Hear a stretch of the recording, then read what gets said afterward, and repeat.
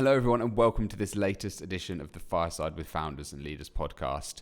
Today, I am delighted to be joined by Alistair Preacher, who is currently co-founder and CPO of a company called Unblock that he founded with his co-founders when working on a solution for a product he was working on in another company. So, typical product entrepreneurial mindset. So we talk a bit about that, the things that he's done in terms of his journey moving from consultancy to the corporate world, working across both digital and physical products as well, and then delving deep into all things Web3 and blockchain, really trying to understand what it is that's happening in that world at the moment, how it can benefit us as a society, some of the good things, some of the not so good things as well, and just really taking it apart a little bit.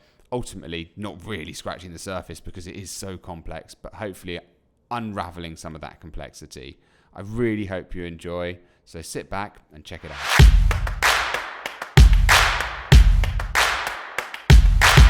Hello, Alistair, and welcome to the podcast. Hi, Rupert. Thanks for having me on. Yeah, no worries. Really, really great to see you today, and thank you for giving up your time first and foremost. So I'm looking forward to getting stuck in and talking a bit more about, some of the things we've talked about off air, some subjects I think are pretty meaty and juicy that people will hopefully enjoy hearing us ramble on about. But if we could start by talking a bit about you, it's generally how we like to sort of kick these things off, looking at sort of your journey into product. As I've said time and time again, and I'll keep saying it because it is true, everyone seems to have some sort of different journey as to how they get into product. There doesn't seem to be this typical career path. So, and I know you've done a lot of different things in consulting roles, working in finance, and other areas as well. So, talk us through some of your sort of career history, and then we'll start talking a bit more about some of the hopefully the exciting things you've done in product as well. Cool. Well, look, yeah, thanks for having me on, as I said. So who am I? I suppose in a one-liner, I help businesses grow by being more customer-centric. That's how I think of it. I'm a customer product guy, right? That's my kind of one-liner. So I'm a chief product officer. I'm a product advisor for CEOs and founders and boards. So I've got something like over 2 decades in tech. Makes me feel a bit old now. Don't give it away. No, I've worked across. I've worked in corporates, as you said, and startups. That's from like founding, so 0 up to Series B, in a number of sectors. But the longest time and the most recent has been fintech and actually Web3, which I'm sure we'll talk a little bit about. So partly where I founded a fiat to crypto payments business. And as I said, I think if I try and figure out what am I good at, my biggest strength is understanding customers. I love kind of problem solving, getting under the skin of how they think, what they need, and then building products and businesses off the back of that. So how did I get here? I sort of think it's a bit random, but then as you said, every single product manager I've interviewed has got a very different path. And I think it's quite, looking back, I feel I've been quite lucky. I've managed to have jobs that's given me experience and expertise that has helped me be a good product manager or product owner or CPO or whatever you want to call it. So, excuse me, I started life as a strategy consultant, and I started life as a strategy consultant in comms and high tech, of all things. And I started there because I didn't know what to do after I left university, after a business degree. And I thought, okay, here's a good opportunity to do lots of random different things and work in different industries and learn lots of good skills. And I suppose it was probably a bit, the thing to do 20 years ago. And I'm sure plenty of graduates. Yeah. Going to consulting. Exactly. There's no other route. And it was great. I worked in loads of different industries, did lots of analysis, financial modeling, business cases, customer market analysis, all sorts of kind of stuff and core skills. And eventually realized actually I didn't want to be a career consultant. I wanted to own something. I wanted to go and make my mark, I suppose, or kind of own a bit of the business. And I again didn't really know where to go, but kind of used my North Star, or how did I make the decision, was following interesting people. I was looking back, I was trying to figure out what was the thread here, and actually it was finding people that were smart and interesting that I figured I could learn from. Because again, I wasn't really sure where to go. Lots of indecision in my past, and and so that took me to Lloyd's Bank, and I just met a really smart guy who was running strategy for the current accounts world there at the time. He ultimately went on to do payments for Apple, right? So Oh, right. Wow. he's a Yeah. pretty interesting guy. And I went there and I stayed there for about 7 years doing lots of kind of what then was called product, but really it was like commercial product management, P&L ownership, that sort of stuff, not like products as today. Yeah. And ups and downs of that role, but this was like the sort of the light bulb moment was we were redesigning the overdraft at the time, the overdraft product as it was called, and I sort of got this idea of I didn't get the idea, but the idea came to me as I was doing the work, was like the stuff that sort of was interesting was speaking to customers, understanding the problems and figuring out what they wanted. And so I thought, oh, right, I should go and do more of this. And Yeah. when I was looking for a new role, again, I thought, how do I make a decision? Well, I interviewed lots of places, and I was amazed by this one person who interviewed me at Tesco. And she was setting up what she called a customer proposition team. Actually, it was really an internal team that was like a product team that operated in the physical and the digital world, right? And you might say, what the hell is that? That sounds a bit weird, but they were adopting agile processes. They were kind of project based. They were, very doing lots of customer research, doing very iterative product development, if you like. And I did some really cool things there, and I might come back to this because I was reflecting on this. There's some like really interesting stuff that I learned about, improving fruit and veg that's relevant to software products, and you might think it's completely mental. But that's about 17 years, all someone told, through all those different businesses, all FTSE 100 big businesses. But the kind of common trait was I think I moved quite fast. I like to make a lot of change, and typically corporates aren't always like that. And there's some pretty good big companies that are quite agile. And I'd spent all this time trying to make corporates more like a startup, I guess. And perhaps I'm a slow learner, but I thought maybe now's the time to go make a startup, like a bit more professional. And kind of happenstance, luck came around. Could take voluntary redundancy from Tesco, and I thought like, if not now, then whenever, when would I do it? And so, that was, God knows how many, 5 years ago, something like that. I set up on my own, independent consultant, started getting interim gigs, kind of shortcutting lots of stuff here. And ultimately did a number of product roles, chief product officer roles in for a mortgage fintech, for an SME finance marketplace, an SME lender, and then most recently, as I said earlier on, in the Web3 space. So kind of a Web3 protocol, and helped co-found a Web3 business. So that's kind of the nutshell of 23 years or so of products in a few minutes. Through 23 years quite quickly.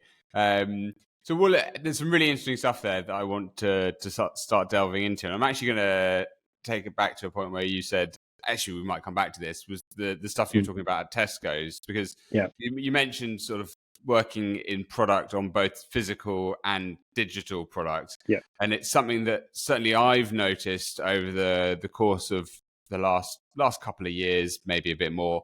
There is more of a blend of businesses and people merging the way things are done between digital and physical. You obviously look at service design, obviously, as one of those things at how you're looking at the entire customer journey. So Tesco's clearly slightly ahead of time here in terms of what other people are now starting to sort of cotton in on as those sort of buying journeys, looking at both the online and offline. So how did that balance work when you were in there working on in a product role, balancing between the two, say online and offline stuff?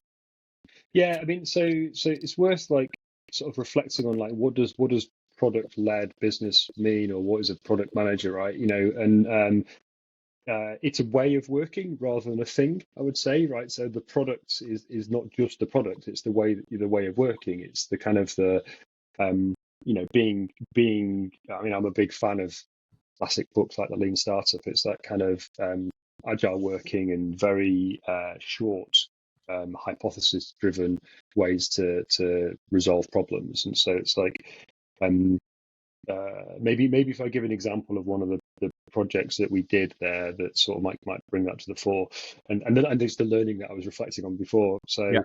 the fruit and veg or produce department at Tesco had been like it's like a poster child. People choose retail stores because of produce, right? It's kind of flagship for retail stores. But for a while, Tesco treated it as like a cash cow. Sales were going up, and so happy days. But they were just forever kind of like eking the margin. And then when one day volume dropped, there was a huge flip, and we were tasked with trying to figure out what to do. Yeah. And on the people would use data, these sort of taste tests, and Tesco would perform very well. And you compare against Aldi or Sainsbury's or whomever the competitor was, and we would score extremely highly on these taste tests. But we're like, well, why are people going in and not buying fruit and veg? And even though they say that it tastes better, and we went and did some home visits, and we sat in customers' homes and watched how they cooked and stored food and really interesting stuff. And it came out that intrinsic product quality was great, but what people really cared about was freshness perception. And what driving freshness perception was a whole host of things that you'd never have thought of, and very difficult to glean from just looking at some numbers.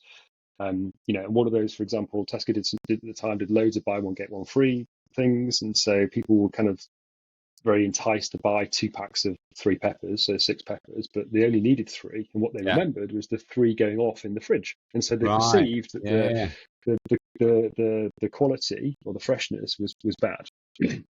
So that particular learning, not the freshness perception piece per se, but the kind of speaking to customers was one of the things that stuck with me for a very, very long time.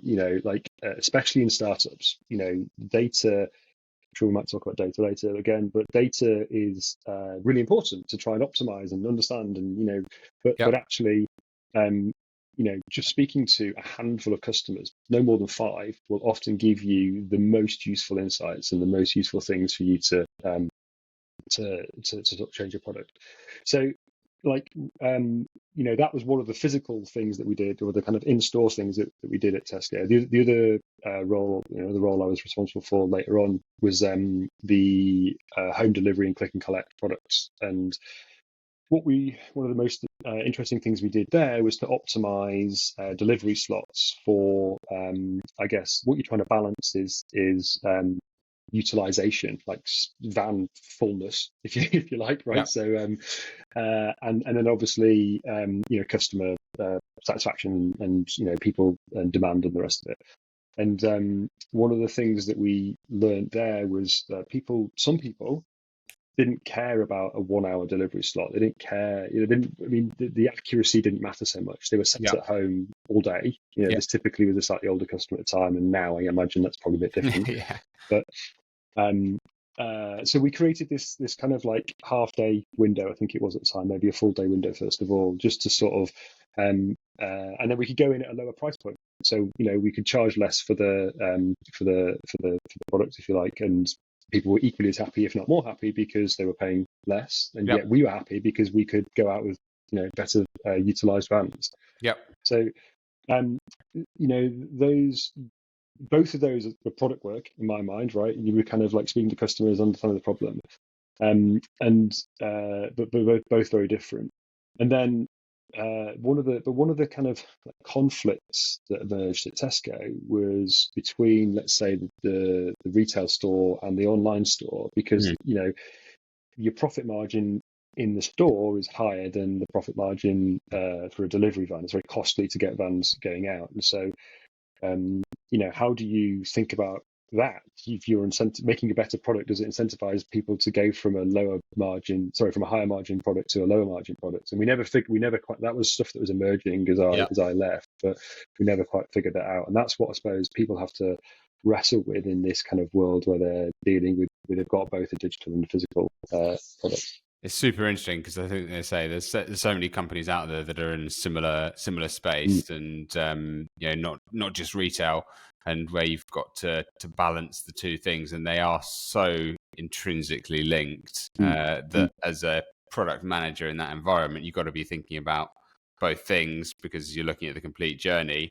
And yeah, I totally agree with you in terms of speaking to your customer. I mean, that's really what good product management is understanding your customers' needs and your business needs ultimately, and bringing the two together. I mean, that for me in its simplest form is the role of a product manager to do that. Then there's all sorts of other things that come into play. I'm obviously oversimplifying it, but No, I don't want to give the secret away that it's just really easy. but the thing that's like, this whole 5 customer thing, as I said, became really apparent to me when I was working in much smaller businesses. So like a lot of the time, Tesco or wherever, but a bigger company, we're in the optimization game. If you can improve, some part of the funnel by 0.3%, 0.5%, there's so much volume going through it that the impact is material.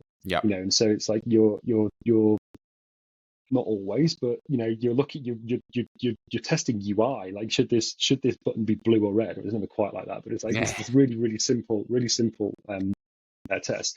Whereas in, say, the SME lender that we built, 10 million a month volume business. So, nice, reasonable business that we built up in a year.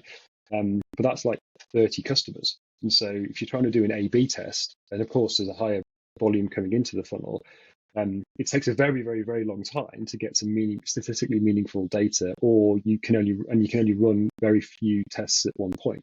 And so, if you're trying to move really fast, which you typically are in a smaller business, you're better off getting something out there that you've spoken to a few customers about. You've kind of put a few wireframes in front of them, and you speak to them, and you iterate on the wireframes or the prototype or whatever it is, and then do the usability in live almost, because you're just trying to get a better read on the target customer that hopefully you've got a really good view on early on, where you can't get that kind of like empirical quantitative data as easily. And you talked a bit about sort of working in sort of startups, and earlier on we mentioned that you sort of moved into sort of creating your own business in Web3, and we'll come on to the Web3 stuff in a bit, but I just wanted to touch upon your experience in terms of the difference of working in a product role on a business that you have founded versus a business that you are working in, because there are differences in terms of the role, and there are going to be different things you're going to have to do in that product role, even comparatively to working in a startup. And the fact that you founded it, there's going to be other things that you'll have to focus on. So talk to me a bit about that. Yeah, cool. So all the stuff that anybody ever reads, if you look at what's the difference between a corporate and a startup, you'll see that corporates are structured and slower and have lots more resources, lots more data, lots more customers, and startups, don't. The opposite, very fast, agile. Yes, all of that is true, 100% true. But it's still one thing reading it and another thing living it. There was definitely a bit of a mind. It was the first small business I worked in. Let me go back.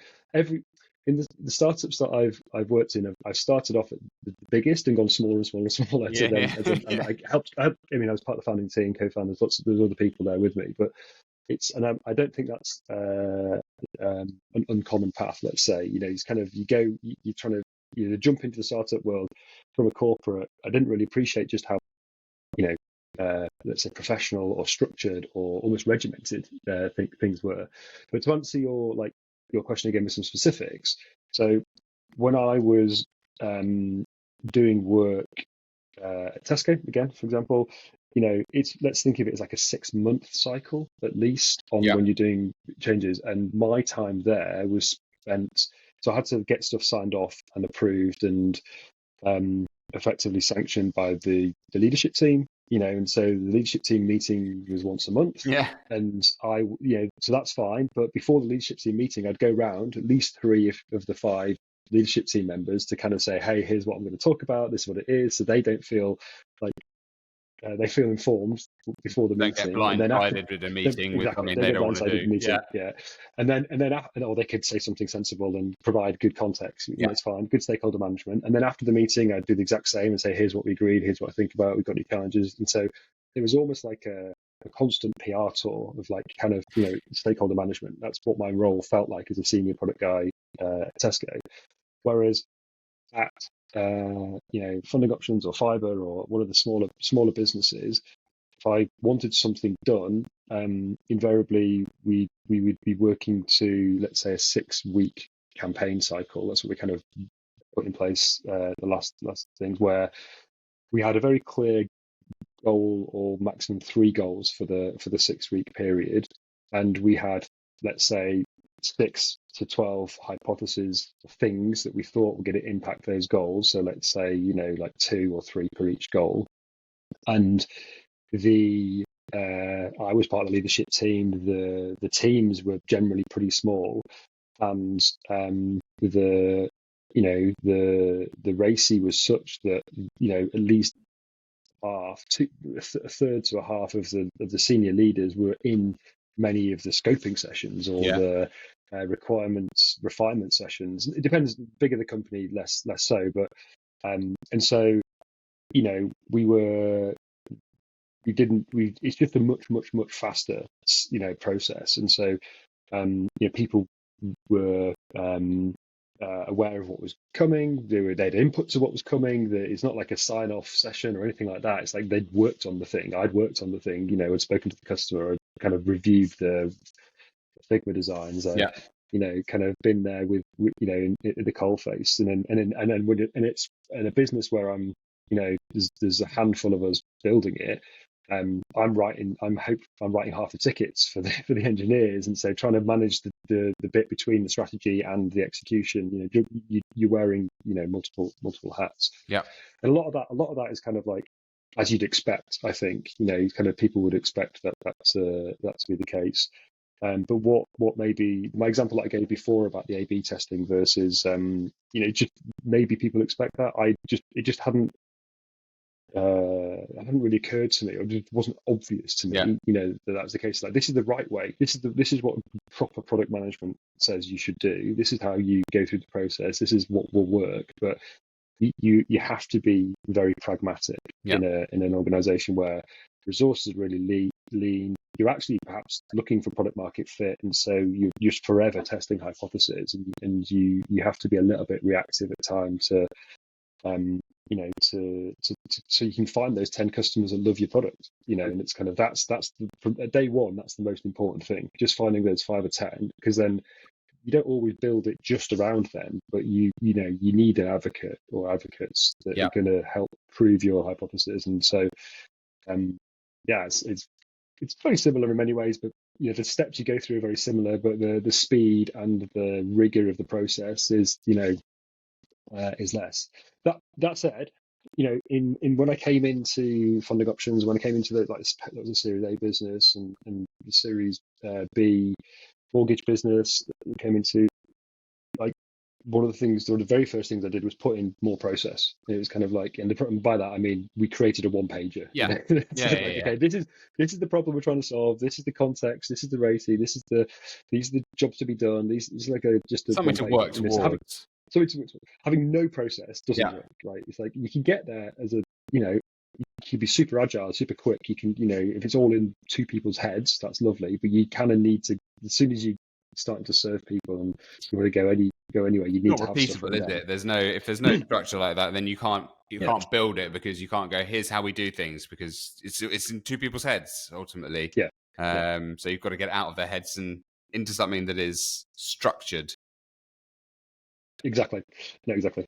Um, okay, and one of the things I have, when I've spoken to people in similar sort of positions, one of the things they always say that there's this sort of more of a feeling of like responsibility, pressure, all sorts of Yeah. things like that, because there's less people, less places to hide. So, is that something that you felt when you were working in sort of smaller business, starting your own businesses, etc.? Yeah, I guess I'm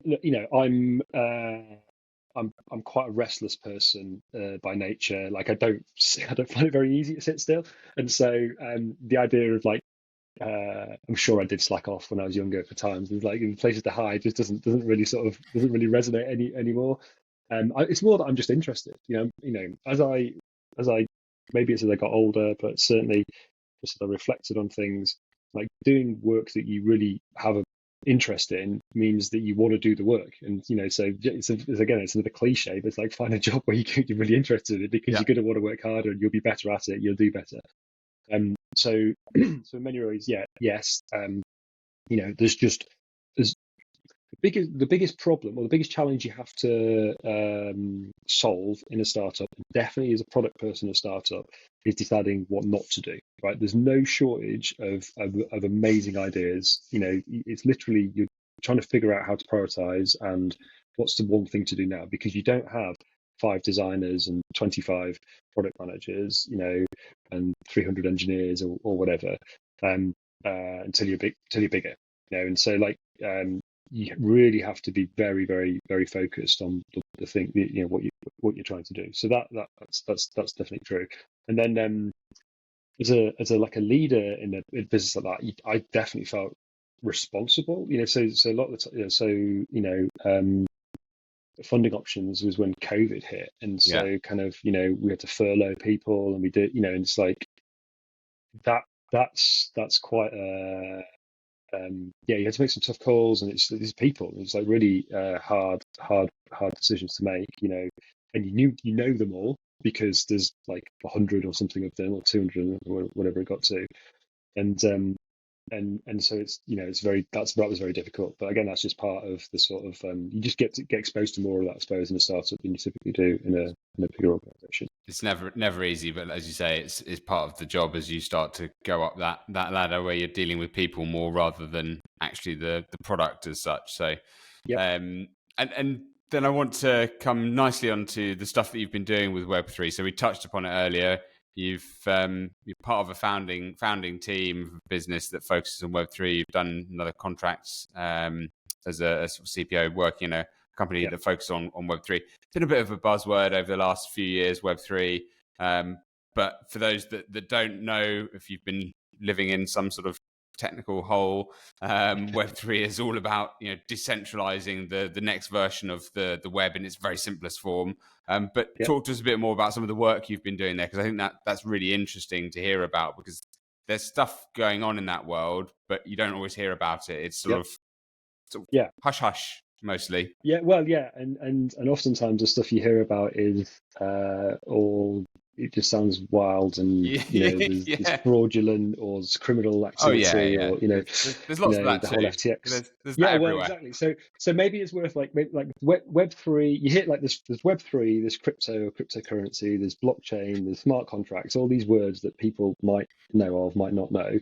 Um, so like let me have a go explaining how I think what each of them mean, because that's probably a useful starting Yeah, place. So as you said, like Web3 is it's just the next phase of the internet. So if the first phase was kind of e-commerce, buying things, and then Web2 was social media, Web3 is about decentralization, and so enabling direct peer-to-peer interactions without a third-party middleman entity, or without certainly a business per se anyway. And typically, all of that runs on a blockchain. So it's a digital ledger of transactions that is distributed across various different computers or across a network, and it's 100% public, transparent, and open, so you can see it, and secure because it's based on cryptographic security. And then cryptocurrency is essentially digital or virtual money that is secured by cryptography, and smart contracts are kind of automated, tamper-proof contracts, or at least the ones that are non-upgradable and you can't change them, that sit on the blockchain that execute when certain conditions are met. Okay, so lots of like technical jargon, buzzwords and stuff, but like so what?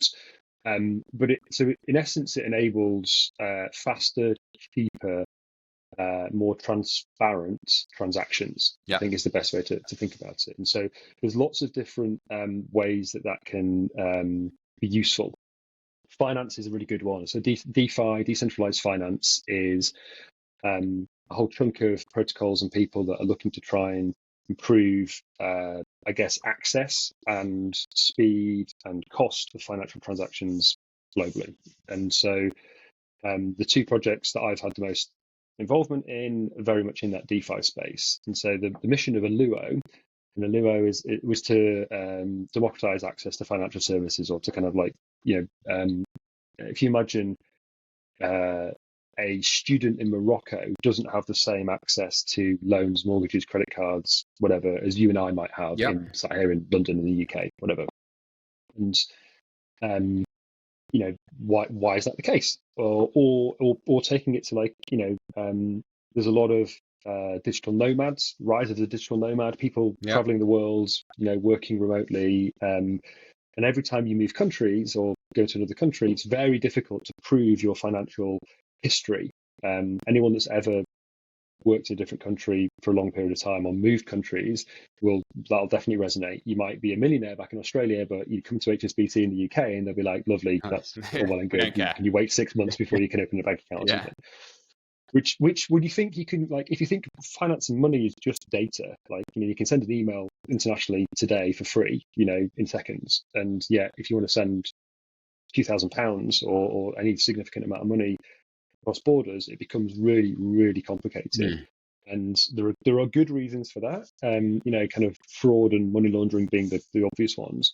But that doesn't have to be the case. And so a lot of stuff in DeFi is looking to try and improve the financial infrastructure, access to financial products, or transmission of money globally, and all the rest of it. And so Aluo was in that sort of camp. And where I came in was Web3. Web3's been around for, the blockchain and blockchain technology has been around for a long time, and but it's still like following the same trajectory as the internet in terms of usability. We're in like 1997 or something now. If you kind of think about when the internet was created and the usability and the number of people using it, and so it's still at this kind of like trying to figure out the technical rules and processes and standards. And so the usability is really tough right now. So let's bring that to life. If one of the benefits of decentralized finance is that you get to access and control your funds. It's called non-custodial wallets or what have you. And so that's brilliant. So I can deposit my money wherever, whenever I want. I can send it. I have full control. But the side effect of that is that I have to authorize every single transaction today. So there might be like 5 or 6 different steps just for literally depositing some money into a protocol that's going to give me some yield. And so as a user experience, that's terrible. It's really, really, really high friction. And so what I was trying to do at Aluo was bring Web2 usability to Web3. And so Aluo is a mobile app. You can download it from the App Store, from Google Play.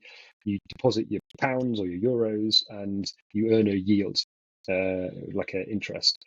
And what Aluo did was take those fiat deposits and convert them into what are called stable coins, which are just tokens that are pegged to a typically the US dollar is the ones that we would use, and then invest those in DeFi strategies, yield farming strategies, where people fees are earned for effectively swapping between different tokens, a bit like Forex, really, I suppose, or providing liquidity for other transactions, borrowing, lending, the rest of it. And so the protocol, let's say the protocol earned 10% yield in the strategy, and we said we're going to give 7% yield to the end user. The 3% difference would go back to those people who had bought the token and staked the token and voted on the strategies where to put the money. So quite interesting, and a really very different way to how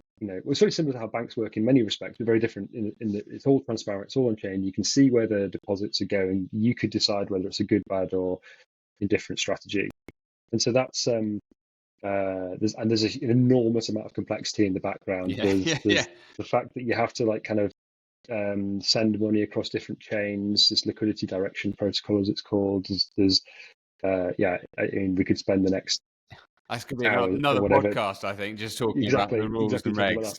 So if you think about, essentially, we're trying to create this on-chain bank, would be the best way to describe what Aluo was. And usability is really important. And we found that it isn't actually that easy. We managed to abstract away a lot of the complexity around account setup and all this approval stuff. We managed to kind of solve that problem. But then Rupert comes along and puts £100 into the app. The first thing we have to do is convert that into these stable coins that I talked of. And we partnered with 3 or 4 different people. I mean, the first thing I noticed when I looked at the funnel when we came in, and the guys knew it as well, the drop-off point there was the highest point of friction, highest drop-off point in the funnel. It was almost like a coin toss. It was like a 53% success rate. Yeah, right. Okay. Wow. Yeah. Sometimes it could take an hour. Sometimes it could take a day. Sometimes it got bounced, as I said. But you didn't find out for a number of days. Okay. And so that's a pretty terrible user experience, as you can imagine. And so, as I said, we tried lots of different competitors, and none of them were particularly good. And as good startup product entrepreneurs and the rest of it, we said, well, we can do a better job ourselves, and we founded a business to do that. And so we built this fiat to crypto on and off ramp with a view of converting to and fro in under a minute. We managed to do the quickest in under 30 seconds, I think it was. We did it where it was 0.5% of the amount you were transferring, so very, very reasonable. Yep. And we sort of realized actually that the market, the customers, of people who wanted to convert money from fiat to crypto or crypto to fiat is there. It's a reasonable market, but actually there's a more interesting use case where you could use the blockchain as the new payment rail. And so if you have this app where you've got let's say a customer in Nigeria and a customer in the UK, and you wanted to send money back to the person in Nigeria, well, Wise does a reasonable job, and there's other people out there that do reasonable jobs, but it's Wise doesn't cover every single country in the world, and the rates are it still sometimes takes up to a couple of hours, and the rates are good, but you probably not 0.5% and uniformly. And so actually maybe we could use the blockchain as the payment rails. And so actually this other company, Unblock, that we've been talking about, is targeting not just the kind of the transfer, but also businesses that want to take advantage of these kind of using the blockchain as a new payment rail. And so one of the biggest customers that Unblock has does just that. They are an Argentinian-based business who is trying to enable Argentinian workers, gig workers, to work anywhere in the world. And if they get paid in euros, then they can send money via Unblock, via this their company. They've integrated with the API and take advantage of that as a payment rail. So it's that's just one use case of how the blockchain and sort of associated technologies are benefiting. It's like taking out middlemen, it's reducing time, it's reducing cost, and hopefully making things better for customers. I think it's only a matter of time before some of the big companies start to really adapt as well and start to get on board. I know firsthand that there are plenty of the big companies are all looking into how they can approach this, and they'll do the usual thing. Those that aren't looking into it now will snap up a plucky startup and pay some money for them and implement that then into their processes. So talked about Wise as an example of someone who for those transfers, certainly international transfers, they will certainly be at the forefront of some of this stuff, as it really evolves. But it is still evolving, and that's the exciting thing about it, is that people are still exploring ways to make we've it barely work. scratched the surface there. There's just literally one example that I talked to you about, but there's so if you the London Stock Exchange is looking at doing digital equities on chain, and but that again, that'll be a private chain. What we've just talked about is public blockchains, and so I think also I'm trying to remember the example, but there's various examples of other traditional asset management businesses or and the like who are looking to already build their own infrastructure for transferring stuff, transferring globally and internationally at reduced cost. So there's a huge amount going on. But then in the sort of peripheral side of things, there's people looking at what can you use NFTs for? And an NFT stands for non-fungible token. Yeah. And they are essentially unique to the person that owns the token. And so the idea would be that it's attached to an asset, and then so you transfer that from me to you, and you therefore transfer the asset. Yeah. And so there's use cases in gaming where the idea is that gamers who want to spend thousands of pounds on upgrading the skins for their in-game kind of personas or what have you, can then either sell those or can then transfer them and use them in different games. So I mean, and again, there's like tens and tens and tens of other examples, some of which might seem a bit frivolous, but gaming market's worth multiple billions. Others, very much impacting and improving the sort of social infrastructure and the access to finance, etc. Yeah, there's so much stuff going on in that world, and I'm glad that you mentioned some of the different areas and gave a bit of an explanation between the areas and what they cover. Because when people start to think of all of this stuff, they immediately head towards crypto. And yes, crypto is cryptocurrency specifically is one part of it, but it's a very small part in the grand scheme of things. It's just the area that is probably most well known and most advanced, although it's taken a bit of a hit recently and it's got a bit of a bad rep because whether you believe it or not, whether the banks don't want it. I mean, I can see that why they wouldn't want it in terms of in the system, because it breaks up everything within their being for the most part. But there's loads out there ultimately. Yeah, I mean, the spectrum goes from very much degenerate gambling, through to infrastructure that's quite boring, but generally going to make things better, faster, cheaper. And it's the user experience is bad, the risks are really high, and so for people to want to put money into it, typically the reward needs to be high. It's like a classic, very early stage industry. Yeah. And obviously, with rewards being very high, it attracts all sorts of different parties, some less well-intentioned than others, and hence why you see these crazy, asset price kind of increases and then massive 90% drops the following kind of few days. And building product in all of that is like, well, it's really exciting for one thing, but it's pretty wild because you've got this massive trust issue that you need to overcome. You've got this technology that's not necessarily yet put the standards in place to make it usable and user friendly and easy to kind of create good experiences for people. And so education becomes really important. Finding the right route to market, like how do you build trust? Well, find people that are already trusted who can then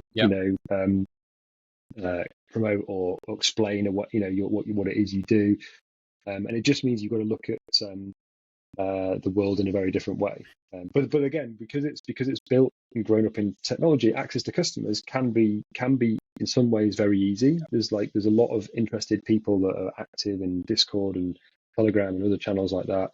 But deciphering and sieving out who are like active users versus just loud voices that want to try and make a quick buck is again another skill that you just have to kind of like learn that you don't necessarily have in the traditional Web2 world. Yeah, no, it's I can imagine, say, a bit different, shall we say, to say the least. Yeah. And where do you see all of this stuff going as a bit of sort of parting sort of ways between sort of us on the pod? Where do you see Web3 going in terms of sort of growth? Obviously, it's here, it's coming, and it's there at the moment. So, but what's going to happen? What does the future hold as far as you can see? So it's not going to go away. There will be continued private chains built for existing capital markets to benefit from. They will continue to do that, and that will get more prevalent. Public blockchains again. There will be specific use cases that come to the fore for, I don't know, international payments is a great example, just kind of cross-border payments, that sort of stuff. There will be some use cases like that I think become a bit more mainstream and perhaps break into the end user retail world. Let's say, excuse me. I think when